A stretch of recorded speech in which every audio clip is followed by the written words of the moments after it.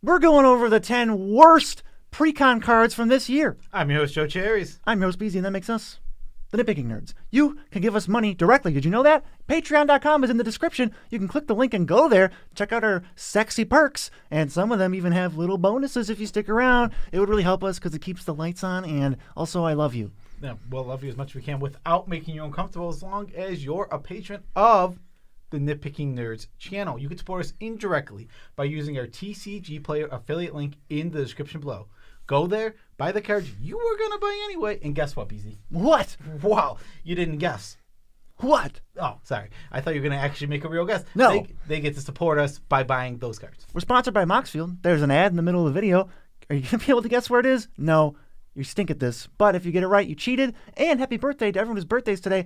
And all the pets whose birthdays are also today. Yes. Okay. Let's hop into this video. This is 10 of the worst cards, the 10 worst from Precons this year. And this is only rares and mythics because we give a little leeway to cards that are, commons and uncommons. They get a little bit of leeway. Specifically powered down. But these are all designed for Commander, directly put into Precons for us to play with. And we hate them, so we're just going to have a little fun and go over the 10 worst ones of the year. Yeah, there's some funny ones. What you hate number 10, so why don't you start off number 10? Yeah, this card is Hexavus. It's a 6-mana 0/0 with 6 counters on it. It's got flying, and you can remove a counter, like put a flying counter on a creature, and then or put the counter back on Hexavus. And what is this card? What is going on? This card's pretty rough. The main issue with this card is that it costs mana to move these counters around. There's potential for like infinites without the mana, but it costs mana. You're paying mana to move the counters around to give things flying. When you're giving things flying, you're removing power from this. So how much power are you possibly giving flying? Your board has to be already good for this to really impact anything. I'm just not sure what to do with it. What's the best case scenario? Like I pay 12 mana and I give my creatures flying? 6 of my creatures flying? That sounds awful. Yeah. I hate this card. And like the other thing is like, I'm taking off useless counters and putting counters on this. It's like, it's a 6/6 flyer, and that's a 7/7, an 8/8. I was like, how big do you want to make this stupid flyer? Because you're still paying mana to have the flyer. So like it's a 7-mana 7/7, an 8-mana 8/8. You're not cheating anything. Get out of here, Hexavus. What's number 9? Number 9 is Avon Courier. 2-mana 1/1. When it attacks, choose a permanent with a counter on it, and then you take a counter of that kind and put it on a permanent that doesn't have that kind of counter. I don't get what you're supposed to do with this at all. You have to already have counters on the battlefield. Then you can put counters from things onto things that don't have counters, but only one at a time. One at a time. This card is really awful. If there's a +1 counter, when this attacks to 2/2 flyer, is that good? No. It moves the counter, but then you can't move more counters to creatures with +1s that you want to have counters on them. This is like, it's like Thrumming Bird, but it's like even worse than Thrumming Bird somehow, and I hate Thrumming Bird. So, Avon Courier, you stink. We don't like you. We're probably never even going to talk about you ever again. Number 8 is Contractual Safeguard. This card looks like another version of Rootborn Defenses and all those eerie interludes, and save yourself from board wipe, because if you cast it during your main phase, you get a shield counter on all your creatures, and it's an instant. So then, when you cast it on other people's turns, you just get a counter of a type already on your creatures onto all your creatures. And then you realize, then it hits you, you have to cast it at sorcery speed to save yourself from a board wipe? It has to be your own board wipe. Yeah, I think this card makes no sense to me. No, what is this? This card just shouldn't have the cast it during your main phase. The addendum, yeah. Addendum. It just shouldn't have addendum, period. If this card just was a normal card that didn't have addendum, this would be a good card. It's actually playable. It does something. But for some reason, they just put addendum on this card for no reason. For absolutely no reason. I am so confused. Because outside of playing it and following it up with a board wipe, what good is this? To be fair, give your team a +1 counter? I think the only reason they did it, and I'm realizing this right now, is because it is flavorful to have addendum. It is a contractual safeguard. Flavor stinks. Flavor does not translate into power in this specific case. It doesn't. Number 7 is Smoke Spirit's Aid. It's a sorcery. It puts aura tokens on creatures that then make tokens when the creature dies and then deals 1 damage to the creature's controller.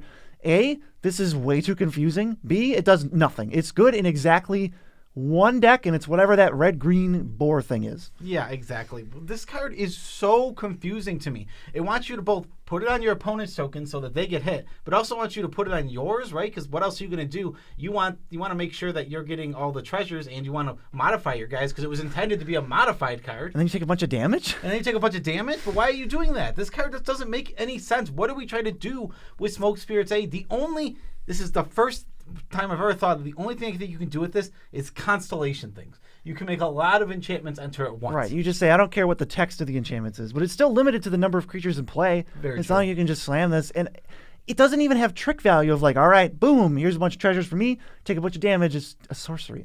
Wow, what a miss. But you know what didn't stink this year? Moxfield.com. It's actually the best deck building website in the entire universe. And you know what we haven't plugged here in a while? Our personal decks are all on that website. You should go and follow the Nitpicking Nerds right now to see every single one of our personal decks we're playing right now.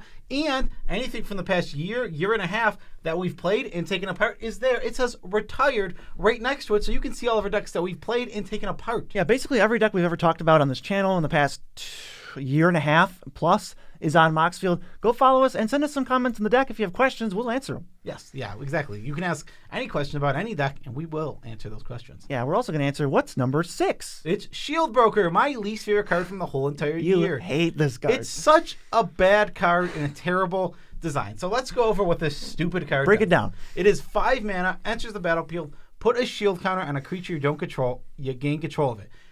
Okay, that's fine if that was just like that. That card is fine. Now here's all the caveats. We have the first caveat. You can't hit a commander.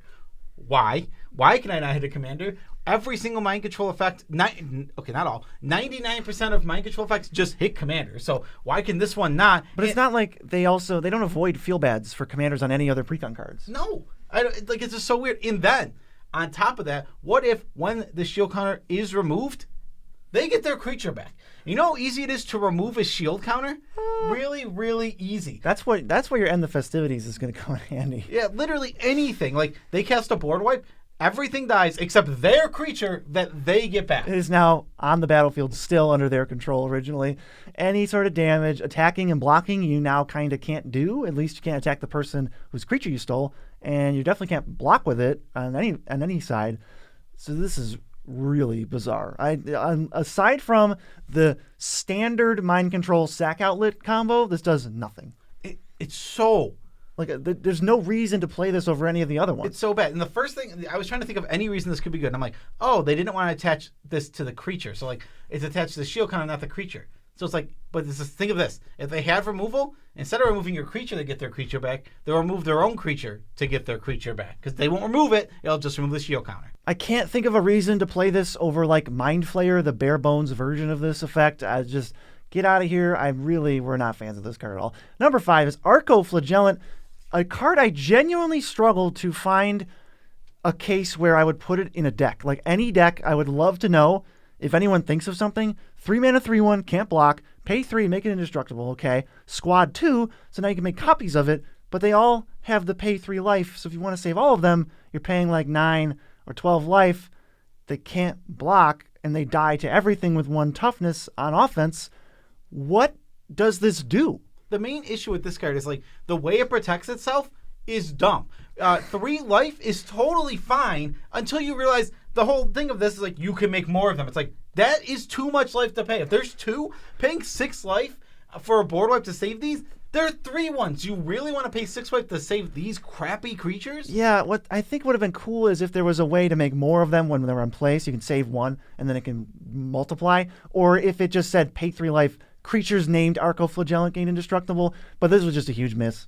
Yeah, exactly. You just can't pay that much life. Like, if you're going to make 6 of these, okay, cool. That's a good way to use all your mana. You get a lot of power to that. But then, what the heck? Now you can't protect them because they're just going to die. And they have 1 toughness. And your defenses are down unless you have a built-up board already. What are you going to do if they cast End the Festivities with 6 of these? End the Festivities is the bane of all these cards' existence. Also kills Aven Courier. And removes the shield counter from all your creatures on contractual safeguard. Yeah, exactly. All these crappy cards get wrecked by End the Festivities. Yes, absolutely. What is number 4? Actually, it's one of my least favorite cards. I think it might be my least favorite card. Yeah, it's terrible. It's Tomb Blade. This thing is a 5/4 flyer for 6 mana. And when it hits, Oh, we got a nice trigger here. This is the worst trigger of all time. They're going to lose life equal to the number of creatures they control.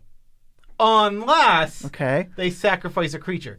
So there is no point where this is good. So literally 0 points in the history of Magic will this trigger be good. It's so bad. They have one creature on the battlefield that you want to die. They don't care. They'll lose one life. They lose one life. They have 50 creatures. They'll sacrifice them because 50 creatures, one of them is going to be useless. It's going to be a token or something, and they take no extra life. And then everything in between is just a variation of that, and they still get to choose the best version. Wow.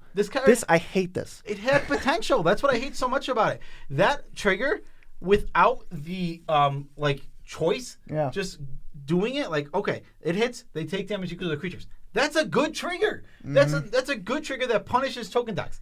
Instead of that, we get a bad trigger that punishes no deck ever. It really punishes nobody, and the only reason I think this isn't the worst card of the year is because it's a 5/4 flyer. It has flying. This card, it's so... God, what a terrible design. You said this card couldn't hurt anybody? It hurts the person who puts it in their deck. Yes, it does hurt the person the most. Number 3 is a 4-mana 3/1, does die in the festivities. Misfortune Teller is going to gain you 3 life, make you a rogue, or make you a treasure when it comes in. And then you have to connect to do that again. And I think the most insulting part of this card is that they tee you up to say, you think the last one's going to be, draw a card or something. No, it's gain 3. Yeah, so it enters and exiles a card from a graveyard. So in order to get whatever one you want, you have to have the thing you want to exile already in a graveyard. Yeah, you can't just play this on turn 4. It's just 4 mana, exile one singular card from a graveyard. Let's just look at all the modes of it. It's a 3/1 that comes with a treasure. Garbage. 3/1 for 4 that comes with gain 3 life. Garbage. 3/1 that enters the battlefield and you get a 2/2. Garbage. That's the best version. That's the best version, and it's not a playable card in Commander at all. And then, in order to get any more of this card, this 1 toughness creature has to sneak through. And yes, it has Death Touch, but it doesn't matter if they have a 1/1. You think they're not going to block? Of course they're going to block. Yeah, this is rough. Sorry, Misfortune Teller. You just got... Why are you sorry? It just got hosed in development or something. Something happened to this card. It got real hurt. Number 2, though, is a 5-mana 4/4 with no abilities. Yes, they did put that in a precon. It's called Killer Service. You pay 3 up front to get a food. Then you can sack the food to make a 4/4. And you can sack tokens at your end step to do it. Again, next turn. Oh, boy. How much spare mana do you have laying around? Now, let's just take into consideration, maybe by some chance, you always have some useless token laying around on your turn. So you then go to your end step, 2 mana. When does this card get good? Because it is, like you said, 5 mana, 4/4. Vanilla.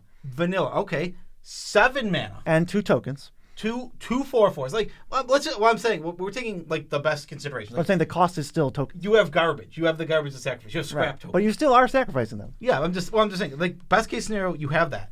7, 2, 9, 3. None of these are good yet. 11 is 4, maybe. 13, you have 5. These numbers, we're on turn 8 now. These numbers are not good, and the numbers never get good. The problem is, what are you getting these 4/4s even when you're cashing in absolutely nothing, which you're not. Yeah. You are cashing in a token that does something. If you were cashing in nothing, this card would be terrible. But you're cashing in something, so it's even worse. Cool name, insultingly bad card. It's a really funny card because it's also the rhinos are waiters. They're serving, but they're killing. And there's a knife under the platter. It's all funny. Yeah, it's pretty funny. Also, there's an honorable mention before we get to number 1, and Cherries wants to talk about it. Yes, it is Waste Management, which is one of my least favorite card designs from the year, but we decided it didn't quite fit here. God, I just wanted to shout it out because I hate it so much. 7 mana exile a graveyard is terrible. That's all I got. And you get some 2/2s out of it. It's like a souped up Misfortune Teller. It's just not a good card. But number 1, I think this is undisputed the worst precon card, rare or mythic, from this year. Yes, it might be one of the worst precon cards ever. It's up there because it's worse than a lot of the uncommons that we weren't even counting. It might be the worst card. Yes, it is Lictor. This is a 4 mana 3/3 with flash. That comes with another 3/3 if a creature enters under your opponent's control. We can reliably say that's going to happen every time. Why do we want 2 3/3s? These are vanilla 3/3s. They don't synergize with anything. They don't go with any deck. They have no synergy. These cards are just awful. This was the last card to be designed. They were just screw it. 2 3/3s. They'll love it. They'll love it in Commander. It's conditional 4 mana, 2/3/3. I'm gonna I guess- think it's hilarious. My real guess is that this is a flavor card, and it makes a lot of sense flavor-wise. Where Do lictors do nothing? well, no, I'm guessing if it's some sort of effect where if it's attacked or if something comes out on your opponent's side and insert, you get a second one. But lictors are very lazy and they don't have first strike or trample or anything. They're- They just have no abilities. There's 3 minutes. It's 3. They have flash. One has flash. Yeah, one of them has flash. They basically both do. My God, Lictor is terrible. Great way to round out the year. Honestly, these precons were amazing. We're just talking trash at some of the bad cards that no one's going to play. There's always going to be bad cards. Yeah, we have a whole video, literally, where we talked about how great some of the precons were, how bad some of them were. We ranked every single one, and see where your favorite one ranks. Peace out, Tribe Scouts.